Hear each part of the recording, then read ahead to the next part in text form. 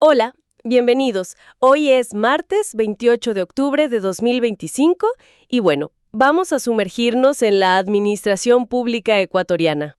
¿Qué tal? ¿Listo para analizar? Nuestra fuente hoy es el registro oficial número 153 y también varios suplementos, ediciones especiales, todo de esta fecha. Ajá. Es como abrir una caja, ¿no? Llena de documentos oficiales del día, acuerdos, resoluciones, ordenanzas, de todo un poco. Exacto, es una ventana fascinante, pero a veces un poco abrumadora a la maquinaria del Estado. Sí, la verdad. Hay de todo, desde un programa para jóvenes hasta normas sanitarias muy específicas o decisiones municipales. Mucha diversidad. Nuestra misión hoy, digamos, es desentrañar los puntos clave, entender cómo se implementan las políticas, cómo se organiza todo esto y qué temas importantes están ahí en esos papeles. Ujú. O sea, convertir este montón de texto legal y administrativo en algo útil, comprensible. Claro, y ver cómo el registro oficial, que es clave para la transparencia, también es un desafío para mantenerse informado. Buscaremos esos patrones, esas conexiones, que a veces no son tan obvias. Perfecto, pues arranquemos. Un tema que salta a la vista es el programa Jóvenes en Acción. Se creó hace poco, ¿no? El 7 de octubre. Sí, relativamente nuevo. Es esta iniciativa de dar dinero a jóvenes de 18 a 29 años para, supuestamente, reactivar la economía.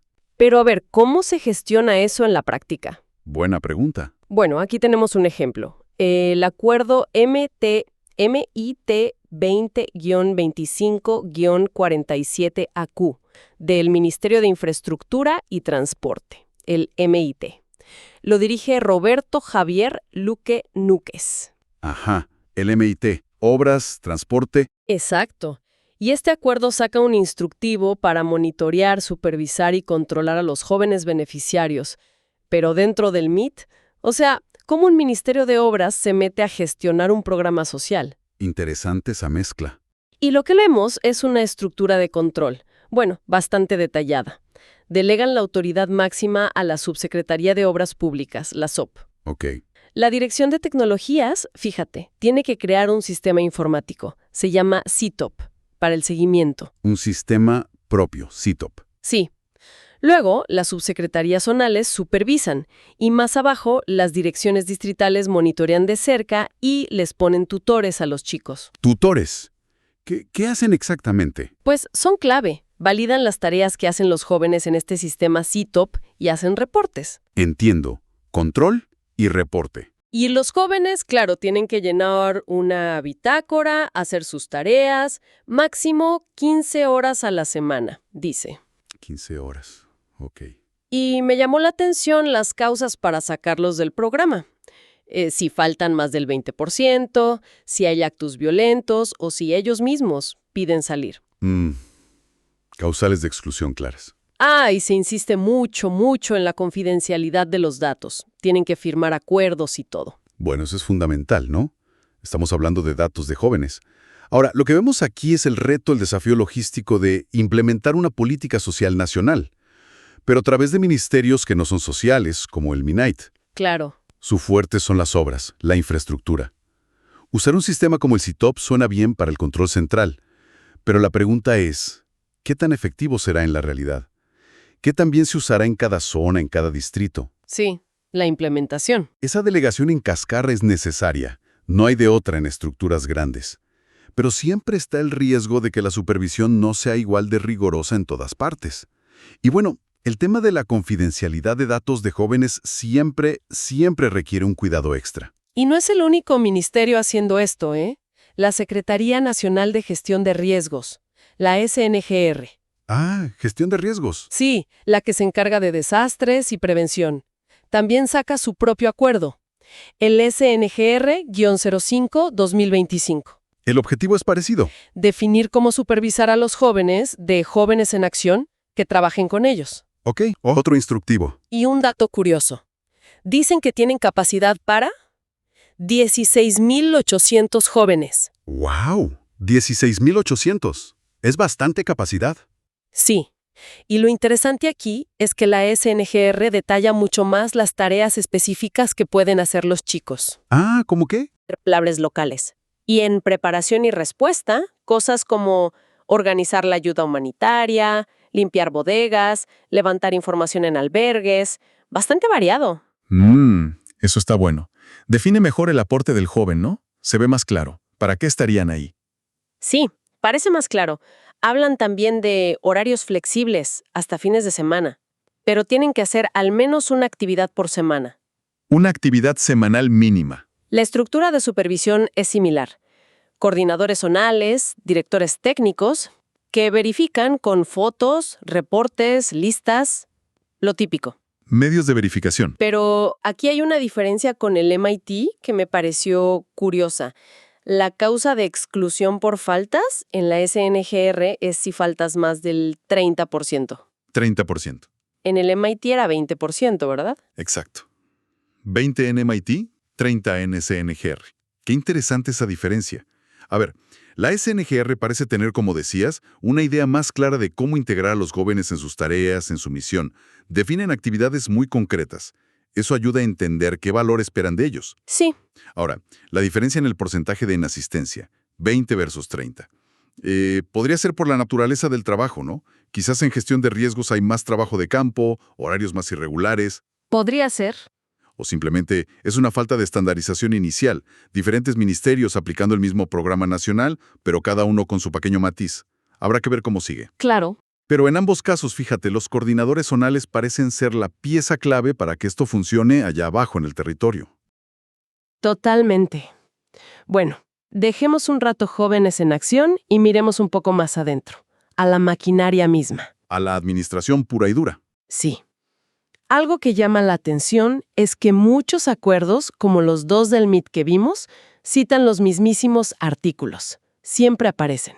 ¿Cuáles? El 154 de la Constitución sobre la rectoría de los ministros, el 226 sobre las competencias de cada entidad, el 227 de los principios de eficiencia, transparencia y el artículo 69 del Código Orgánico Administrativo, el COA. Ah, el COA, la ley que regula cómo funcionan. Y el 69 es el de delegación, ¿cierto? Ese mismo, el que permite delegar funciones. Son como el motor legal que impulsa estas decisiones del día a día. La base legal recurrente. Y un ejemplo clarísimo de esto es otro acuerdo, el SGA-PPG 2025-003, de la Secretaría General de la Administración Pública, Planificación y Gabinete. La SGAPPG, el centro neurálgico, digamos. Ahora con Cynthia Yeliber Mora al frente. Exacto. Y este acuerdo lo que hace es reformar delegaciones anteriores, actualiza quién representa a la Secretaría General, ¿En dónde? pues en un montón de comités y directorios súper importantes. Por ejemplo, el Comité con Naciones Unidas para Cooperación, UNDAF, el Comité que aprueba inversiones, CEPAI, la Red de Planificación del Estado, Redeplan, Ajá, espacios clave de coordinación. y también en directorios de empresas públicas grandes. Flopec, la petrolera, Enami, minería, Astinave, astilleros, es como si redibujaran el mapa de quién tiene la voz, y a veces el voto, en nombre de la presidencia en lugares donde se toman decisiones cruciales. Claro, la delegación es una herramienta esencial en administraciones tan grandes. Si no, todo se atascaría en la cabeza del ministro o secretario, ¿no? Imposible. Da agilidad. Pero claro, tiene sus bemoles. Necesita que las funciones delegadas estén súper claras y que haya control, que los delegados rindan cuentas. Control, sí. Y estos comités, estos directorios interinstitucionales, ahí es donde se cocina mucha de la coordinación real del Estado. Estas delegaciones definen quién lleva la batuta en representación de una entidad tan poderosa como la Secretaría General. Y es interesante que citen una norma de control interno de la Contraloría sobre delegación. Refuerza la idea de que hay que hacerlo bien, de forma estructurada. Totalmente. Bueno, cambiemos ahora a regulaciones más sectoriales, que afectan directo a industrias o servicios. Empecemos por salud, que hoy trae cosas importantes. Salud siempre relevante. Hay una resolución de la ARSA, la Agencia de Regulación y Control Sanitario. La que vigila medicinas, alimentos. Sí. Publican la resolución ARSA D 2025-034-DAS. Y es un texto, denso. Me imagino. Regulación de medicamentos. Aprueba un instructivo externo para todo el ciclo de vida del registro sanitario de medicamentos para humanos. O sea, cómo inscribirlos, reinscribirlos, homologarlos si ya están aprobados fuera, modificarlos, hasta cancelarlos si quieres. Todo el proceso. Suena técnico, y lo es. Se mete en detalles como el formato internacional CTD, ¿sabes? Common Technical Document. Ah, sí, el CTD, estándar global. Exige info específica en los módulos 3, 4, 5. Habla de estudios de estabilidad para nuestro clima, zona 4, de qué lleva exactamente el medicamento, excipientes, cómo validan los análisis que le hacen. Rigor técnico. Define también conceptos clave como agencias de alta vigilancia sanitaria o autoridad catalogada por la OMS-WLA. Esas son las agencias de referencia, ¿no? Exacto. Y es importante porque si una medicina ya la aprobó una de esas agencias de confianza, aquí el registro puede ser más rápido, se homologa. Agiliza el proceso. Y regula cómo reportar cambios, si cambia el fabricante, por ejemplo. Y un detalle súper práctico que encontré. Explica cómo pedir por correo a cada oficina zonal de ARSA una URL especial para subir archivos muy pesados. Ah, mira. Los que no caben en la plataforma digital general, la web. Seguro que las farmacéuticas agradecen ese detalle. Seguro que sí. Esos detalles prácticos son importantes. Pero bueno, este tipo de instructivos son el corazón de la regulación farmacéutica. Tienen que ser así de rigurosos para proteger la salud pública. Claro. Que se alineen con estándares internacionales como ICH, el CTB, es fundamental. Asegura calidad, seguridad, eficacia. Y lo de definir agencias de referencia para homologar es inteligente. Evita duplicar esfuerzos y agiliza el acceso a medicamentos ya validados. Tiene sentido. Sí, es un proceso complejo, exigente para la industria, sin duda, pero es que es absolutamente necesario. La confianza en la RSA se basa en ese rigor técnico. Ok. Y sin salir de salud, el Ministerio de Salud Pública, el MSP, publica otro acuerdo, el 00044-2025. Este aprueba la norma técnica de telesalud. Telesalud. Tema muy actual, sí. El objetivo es claro, poner reglas. ¿Cómo se dan servicios de salud a distancia usando tecnología? Las TICs. Sobre todo pensando en el primer nivel de atención, los centros de salud y en que el cuidado del paciente sea continuo. Continuidad asistencial. La norma pone requisitos clave. Personal capacitado, obviamente. Infraestructura, no solo compus, también espacios físicos. Y algo fundamental, interoperabilidad. La interoperabilidad, el gran reto. Exacto, que los sistemas informáticos puedan hablar entre sí. Menciona estándares internacionales para esto. HL7, FEIR, SNOMEDST.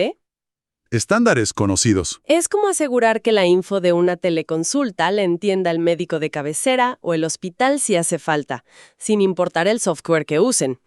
Y recalca mucho la seguridad de la información y cumplir la ley de protección de datos. Clave. Datos de salud son muy sensibles. Define un montón de servicios.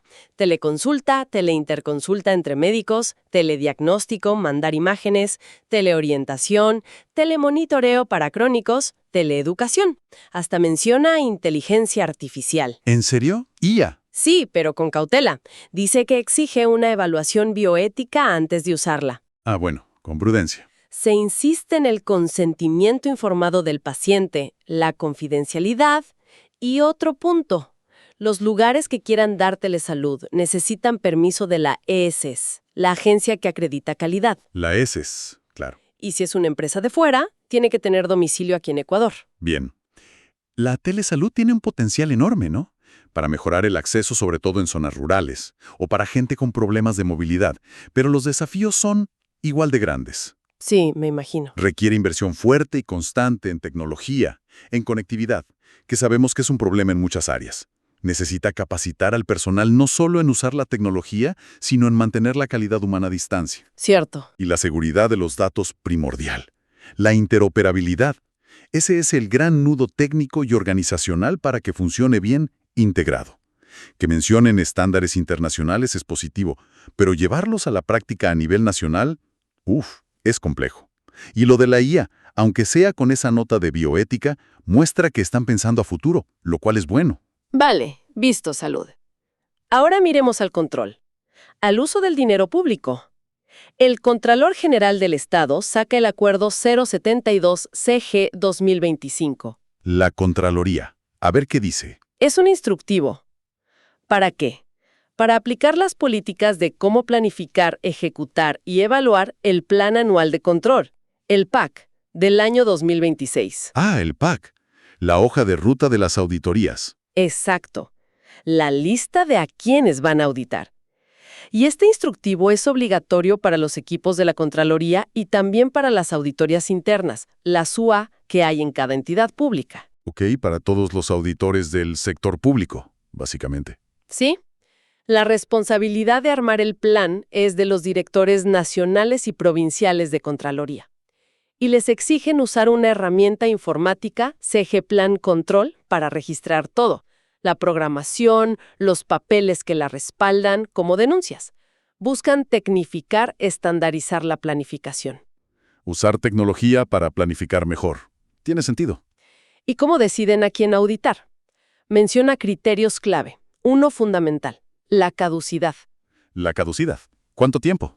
Solo pueden revisar hasta 5 años atrás desde que empiezan la auditoría, porque después las responsabilidades administrativas o civiles podrían haber prescrito. Claro, 5 años. Plazo legal. También ven el riesgo, dónde puede haber más problemas. La materialidad, o sea, cuánta plata está involucrada, y las denuncias ciudadanas. Riesgo, materialidad, denuncias. Criterios lógicos. Dice que no se metan a analizar temas de talento humano o sueldos. Y tampoco hacer auditorías de gestión, las que evalúan si algo es eficiente o no. Interesante restricción para la SUAI. No talento humano ni gestión. Eso dice. Y lógicamente pide planificar los recursos, pasajes, viáticos, si necesitaran expertos. Bueno, el PAC es la herramienta central de la Contraloría para el control. Este instructivo busca darle más estructura, más rigor a esa planificación. Usar tecnología, criterios claros. Lo de los 5 años por caducidad es clave. Alinea la auditoría con los plazos legales para sancionar. Sí. La coordinación externo-interno es vital para usar bien los recursos, que siempre son limitados, y cubrir más terreno. Ahora, esas restricciones a las UAIs, no auditar gestión o talento humano. Podría ser una estrategia de Contraloría para enfocarse ellos en eso, o quizás refleja dudas sobre la capacidad o independencia de algunas UAIs. Es un punto para seguirle la pista. Sí, es un detalle a observar. Bueno, hemos visto reglas nacionales, pero ¿cómo se vive esto en lo local? En los municipios, las prefecturas. Demos un vistazo rápido a algunas ordenanzas de los GATS publicadas hoy. La variedad es tremenda. A ver qué se cocina en los cantones. Por ejemplo, en Guayaquil, aprueban una 5ª reforma a una ordenanza de apoyo económico para inclusión social. Actualizan la lista de fundaciones que atienden a personas con discapacidad, ACENIR, ILARTE, CEREPSI, FACINARM, mencionan varias y los montos que les dan. Apoyo a grupos vulnerables. Y recuerdan que la ley, el CUTAD, les obliga a destinar al menos el 10% de sus ingresos no tributarios a estos grupos. Lo formalizan, cumpliendo la ley y apoyando. ¿Bien? Nos vamos a La Libertad, en la costa. Allá sacan una ordenanza completa para promover derechos de los jóvenes, 18-29 años. Define principios, derechos como participación, libertad de expresión. Una ordenanza para jóvenes. Y crea mecanismos, audiencias públicas, la silla vacía en el consejo, consejos consultivos, hasta una iniciativa Autoridad por un día. Y algo concreto, obliga a empresas con más de 50 trabajadores a contratar un 10% de jóvenes. OPA, una cuota de empleo juvenil. Medida fuerte. Sí. Ahora, Palanda, en la Amazonía. Su preocupación es otra. Regular cómo adjudicar fajas municipales, esos terrenitos que sobran a veces. Los remanentes. Establecen cómo venderlos directo a los vecinos o por subasta si hay varios interesados, con requisitos técnicos, avalúos, crean hasta una junta de remates. Ordenando el territorio, digamos. En Portoviejo, Manabí, un caso que ilustra conexiones interesantes. Aprueban una ordenanza para regular el cobro de la tasa de basura. La tasa de recolección. ¿Qué pasó? Resulta que CNEL, la eléctrica, dejó de cobrarles la tasa en la planilla de luz, ¿Y eso? por problemas con la Ley de Protección de Datos Personales. Así que el municipio tuvo que buscar rápido otra forma de cobrar. Mira tú, ¿la ley de datos afectando la recaudación municipal? Exacto. La nueva ordenanza creaba una metodología propia por categorías de predios, frecuencia del servicio, y ahora cobrarán con un título de crédito propio cada año. Tuvieron que adaptarse rápido. Y en Quito, el Distrito Metropolitano, varias ordenanzas, 234 a 237, sobre regularización de barrios informales, asentamientos de hecho. Un tema recurrente en Quito. Modifican ordenanzas anteriores para barrios como El Inga Bajo, Reino de Quito, Balcón del Valle, la cooperativa Rumiñahui. Ajustan linderos de áreas verdes, ponen plazos para obras, multas si no cumplen. Definen cómo hacer particiones, usan su propia normativa quiteña. Es el día a día de intentar ordenar una ciudad grande. Exacto. Estas ordenanzas muestran clarísimo la autonomía municipal en acción. Tocan temas súper diversos: social, juventud, territorio, tasas por servicios. El caso de Portoviejo es fascinante. Muestra cómo una ley nacional y la política de una empresa pública nacional impactan directo en la caja de un municipio y lo obligan a buscar soluciones. ¡Impresionante! Y lo de Quito, la regularización de asentamientos, es ese desafío constante en las grandes ciudades de Latinoamérica. ¿Cómo integrar barrios, dar condiciones dignas, pero también exigir responsabilidades en infraestructura? Uf, sí. Y ya para ir cerrando, solo mencionar rapidito otras cosas publicadas hoy que muestran aún más la diversidad. A ver, ¿qué más hay? Acuerdos del Ministerio de Deporte aprobando estatutos de un club de básquet, de la Asociación de Fútbol de Manabí, una resolución del Tribunal Contencioso Electoral sobre privacidad en casos de violencia política de género, Importante eso. una resolución del ECU 911 sobre su Comité Interno de Calidad, una reforma de presupuesto en el municipio de Cuyabeno, en la Amazonía, y actualizaciones de los PDTs, los Planes de Desarrollo y Ordenamiento Territorial, en parroquias rurales como Cojitambo o La Concepción. De todo. Desde lo macronacional hasta el detalle parroquial o de un club deportivo. Es que el registro oficial es eso, ¿no? Un espejo de la vida jurídica y administrativa del país. Todo está ahí. Exacto. Refleja desde la estrategia de un programa social nacional, pasando por la regulación súper técnica de un medicamento, hasta cómo se organiza un club o cómo planifica una pequeña parroquia. La complejidad y sobre todo la interconexión de todo esto es lo que define gobernar. Haciendo un balance rápido, solo con lo de hoy, 28 de octubre de 2025, tocamos Jóvenes en Acción, cómo funcionan los ministerios por dentro, las delegaciones, nos asomamos a la regulación de salud, al control fiscal, vimos la variedad municipal, hasta estatutos deportivos y planificación local. Un corte transversal del Estado en pleno funcionamiento. Y la clave es ver esas conexiones, ¿no? A veces inesperadas. Cómo una ley de datos afecta la basura en Portoviejo, cómo el mismo programa social necesita reglas diferentes, adaptadas en el MIT y en la SNGR, mostrando quizás desafíos en la implementación. Cómo la promesa de la telesalud depende críticamente de la interoperabilidad y la seguridad. Es un tejido, un entramado complejo. Totalmente. Y esto nos deja con una reflexión final, ¿no? Para quienes nos escuchan. Frente a este chorro constante de normas, instructivos, controles, ¿cómo hacemos como ciudadanos para no solo saber qué pasa, sino para participar? Para asegurarnos de que toda esta estructura legal se traduzca en mejoras reales en nuestras vidas, en nuestras comunidades. Ujú. ¿Es suficiente publicar en el registro oficial para la transparencia y la rendición de cuentas que necesitamos hoy en la era digital? Buena pregunta para cerrar. Bueno, gracias por acompañarnos en esta inversión. Hasta la próxima. Un gusto. Hasta pronto.